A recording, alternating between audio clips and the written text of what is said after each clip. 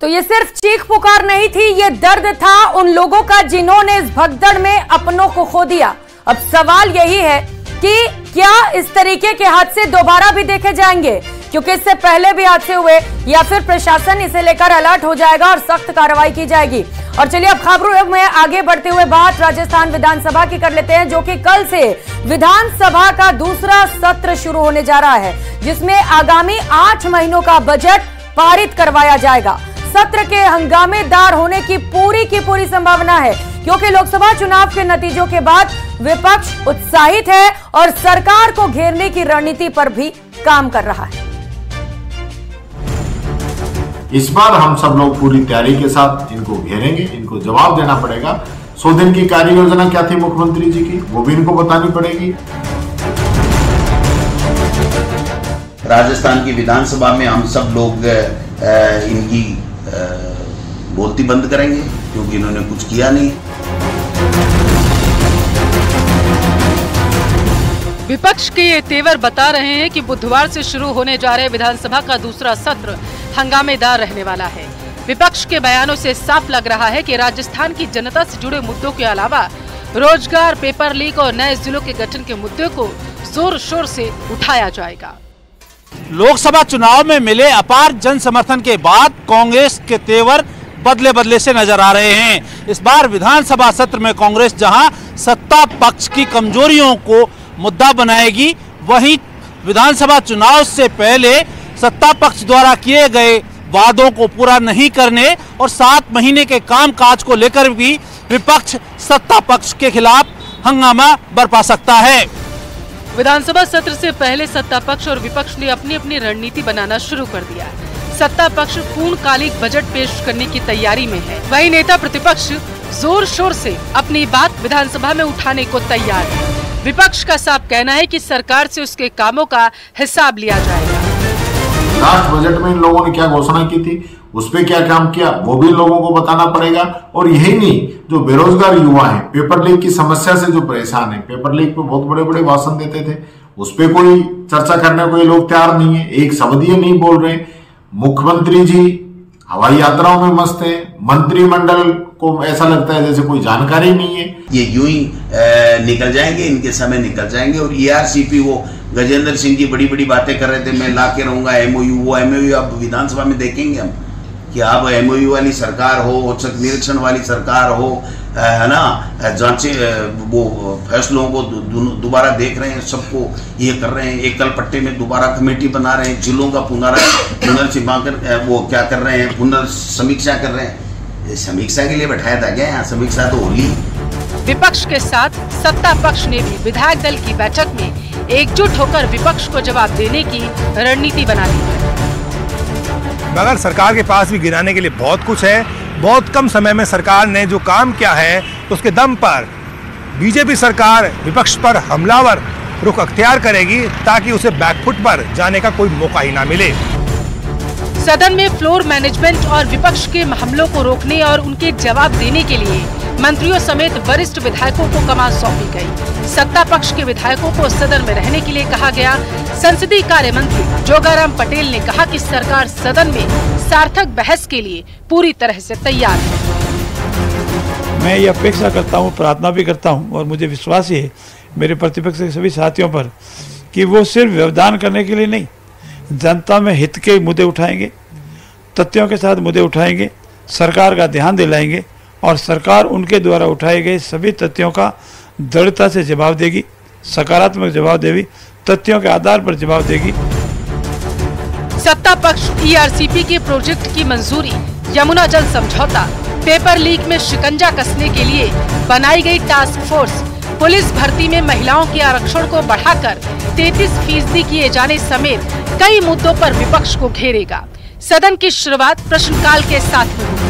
12 बजे शून्यकाल होगा, जिसमें स्थगन प्रस्ताव, ध्यानाकर्षण प्रस्ताव, लोक महत्व के मामले पर्ची के माध्यम से मुद्दे उठाए जाएंगे।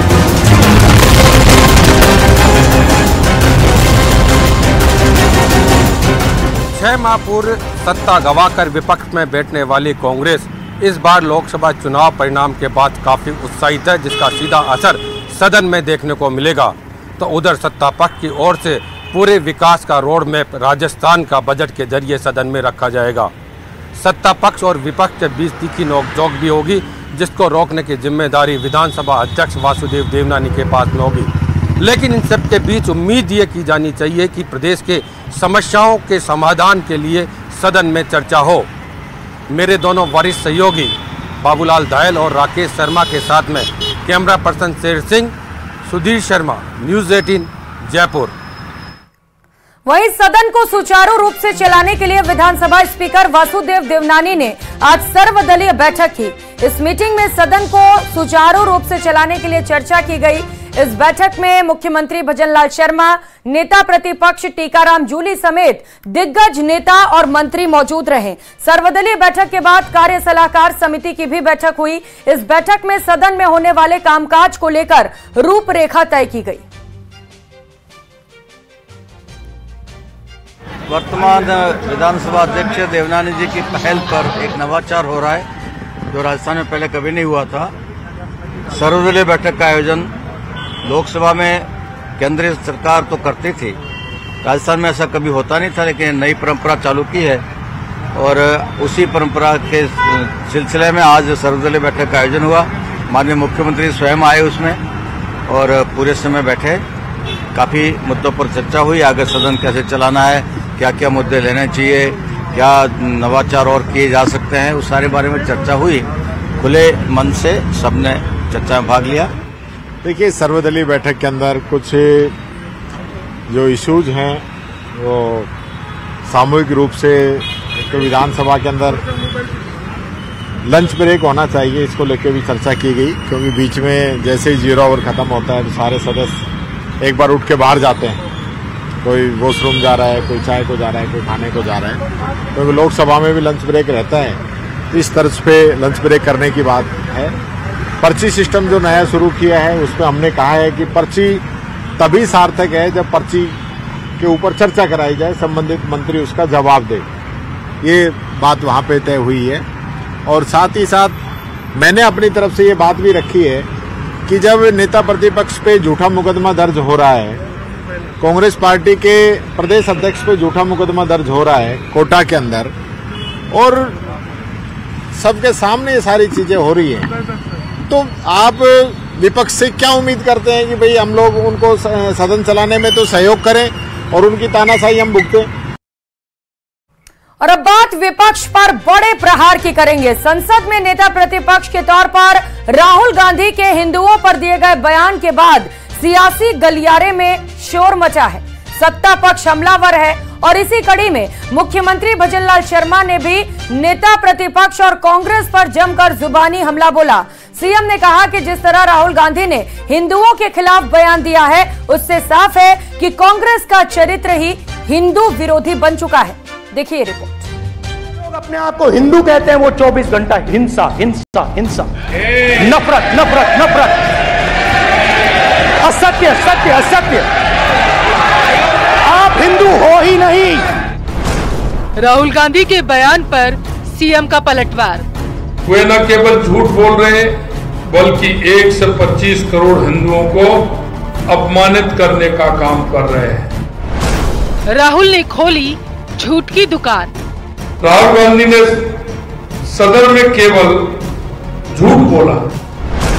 भविष्य बताएगा हिंदू क्या है। लोकसभा में राष्ट्रपति जी के अभिभाषण पर चर्चा थी, जिस पर राहुल गांधी एक शब्द भी नहीं बोले।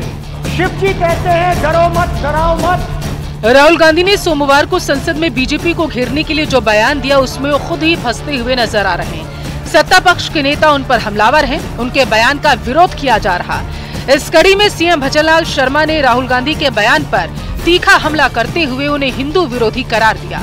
उनके भाषण को झूठ की दुकान बताया। राहुल गांधी विपक्ष के नेता तो बन गए, लेकिन उन्हें सदन की परंपरा नियमों की जानकारी नहीं है।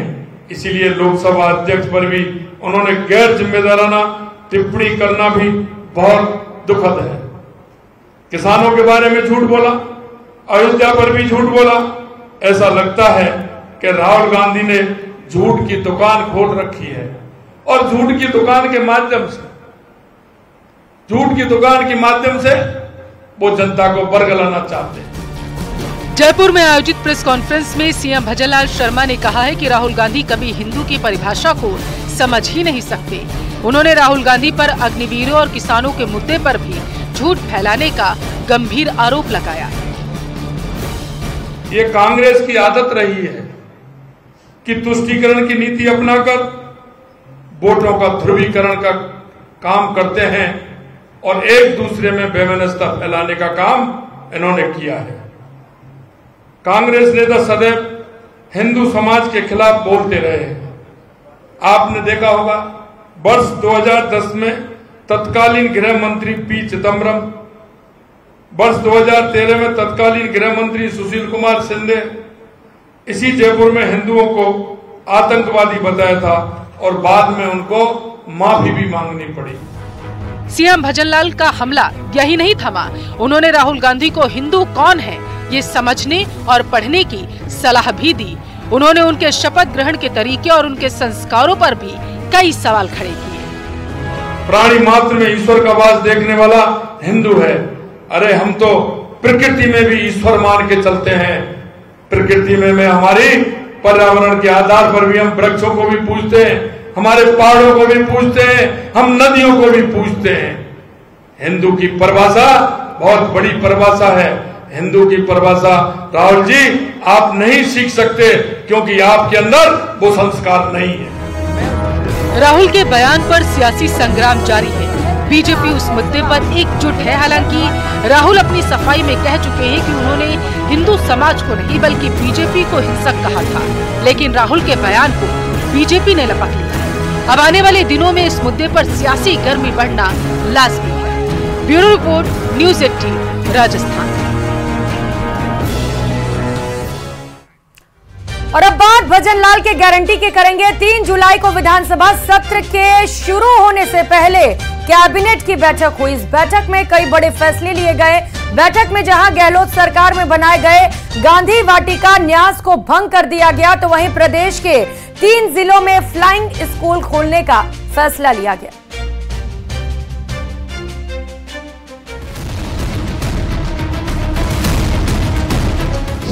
विधानसभा सत्र से पहले कैबिनेट बैठक में लिए गए कई बड़े फैसले। 3 जिलों को मिलेगी फ्लाइंग स्कूल की सौगात। गांधी वाटिका न्यास को किया गया भंग।